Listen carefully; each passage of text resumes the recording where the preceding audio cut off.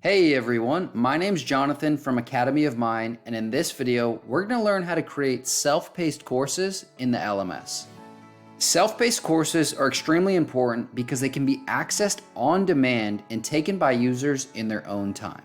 Self-paced learning helps customers and employees gain credits and fulfill training requirements without having to attend in-person classes or live virtual webinars. Now, using our course builder, you can create courses in the Academy of Mine LMS without any design or development experience. That said, you can upload SCORM courses to the AOM platform, but in this video, we're going to focus on creating courses in the LMS without using SCORM and third-party authoring tools. Before we begin, if you do want to learn more about using SCORM courses with Academy of Mine, I'll put a link to another video on the screen right now. Alright, so let's dive into the course builder and create a self-paced course. Starting in the admin dashboard, the easiest way to create a course is by clicking New Course under Create New. You could also create a course from the quick menu over here. So let's click on that. Then you want to name your course. The course name will be displayed on the course catalog and many other pages that admins and students see while inside of the LMS. Course name is also used as an identifier that you can use to print on certificates that you award to students after completing a select course. You can leave the study method to self-paced since that's the style of course we're creating. Then you want to write the course instructions so students know exactly what to expect. And the instructions are displayed to students immediately after launching a course, pretty much right before they dive into the different modules which make up a course. Next, if you had an external certification page, survey, or some other page that you wanted to redirect users to after completing a course, you could enter that here. And after entering that, if you see over here, you can also preview the redirect window to make sure your URL is working correctly. Now let's add a featured image. We recommend a picture size of 300 pixels by 200 pixels. Really, the ratio has to be 3:2, but that pixel size is going to give you the best results all across the platform. You can upload an image by clicking Browse Media and then uploading a picture here. Featured images are not required. However, if you choose not to upload an image, a sample image will be displayed instead. If you're awarding credits to your students with this course, you can add them here.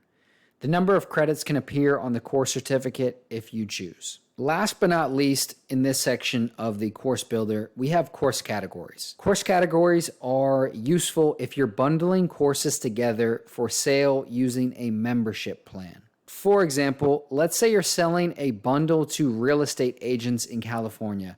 Now, this bundle consists of 3 different real estate training courses. All that said, for the purpose of this video, we're going to keep it simple and ignore categories and memberships right now. So once you're done with everything here, remember to click Update Course before leaving the page to avoid losing any changes. Now let's move on to the next step, adding curriculum. The curriculum tab is where you will put your courses together. A course is built of sections and modules, and this tab is where you add and arrange the different sections and modules that make up your course. Modules are essentially the different types of content you include in a course. For example, text/HTML modules, PowerPoints, videos, etc. Sections are just a way for you to organize modules in your course. For example, you could have an introduction section with some videos and maybe a quiz. Meanwhile, the rest of your modules in a course are in different sections or no sections at all after the introduction. And just a heads up before we dive deeper into this, in this video, we're going to cover high-level module creation and editing your course in this video, but I'll put a playlist on the screen right now if you want to watch some in-depth videos on how to create modules like PDFs, videos, assignments, and more. Getting back to creating this first self-paced course, let's add a section, double-click it, and rename this to Introduction. Next, let's add a module under that. If you want to create a new module from scratch, you can enter the module type under this drop-down and then type the name of the module. After that, you can edit the module by clicking the pencil. However, in this video, we're going to stick with using existing modules that were already created inside of our LMS. So I'm going to type in the name of a text module already created in our system. Now, as you can see, after you click the module, there's a few options that have to do with the availability of your module, whether students have to spend a minimum amount of time in the module before moving forward, and locking, which prevents students from proceeding further in a course before actually completing this module. Next, you have the minimum time to be spent in this module. Now, if I put 2 minutes right here, this means that students have to have the module open for 2 minutes. If this is a PowerPoint or a text module, and maybe the user is a really fast reader, so they actually finish it in 45 seconds or a minute, they're still going to have the browser open for another minute until the 2 minutes are complete, and then they can move forward to the next module. Next, you can set the availability of the module. The availability is just a way for you to schedule when the module will be available to a student. Adjusting a module's availability is just another option for preventing students from taking courses too quickly. Other than locking the module to prevent students from skipping over the module until this one is complete, we're going to leave the other settings the same, but let's add another module now, and let's make this one a video module. Remember, to add existing modules, all you have to do is search the name of them here. So this is called explainer video, and I'm just going to search video. It should come up. There we go. Boom. Lastly, let's add a quiz, and we're just going to keep it in the same section for the purpose of this video, even though typically you would have a much longer course with multiple sections.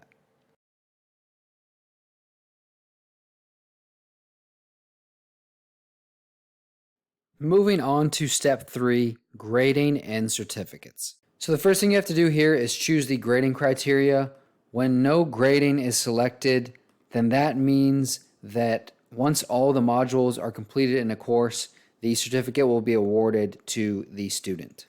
The next grading criteria option you have is to set the grading based on the scores earned across an average of all individual quiz, assignment, discussion, and score modules. And basically what this means is the system is going to take all of these scores from these type of modules and average them together for a final course grade. And then you can set the minimum passing percentage over here that a student must reach to gain their certificate and complete the course. And for this grading criteria option, it's important to note that you don't have to have each of these modules. For example, if you only have quizzes and you do not have assignments and discussions, that's okay.